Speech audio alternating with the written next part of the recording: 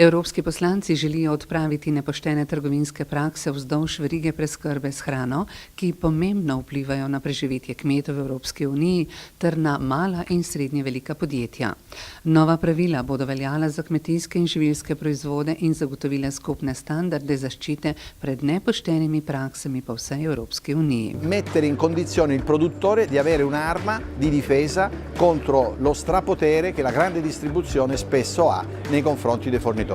Noi con il lavoro del Parlamento le abbiamo raddoppiate, sono diventate 16 pratiche sleali. Črni seznam vključujejo zavračanje pisnih pogodb o dobavi, zamude pri plačilih za hitro pokvarljiva živila, preklic naročil v zadnjem trenutku in enostransko spreminjanje pogodb. Pritožbe živilskih proizvajalcev bodo obravnavali nacionalni organi, ki bodo lahko izrekali kazni. Basta pratiche commerciali sleali, più forza ai nostri agricoltori, dare a loro la possibilità di avere una catena alimentare più equa, più trasparente e più efficiente, perché il principio è unfair is unfair.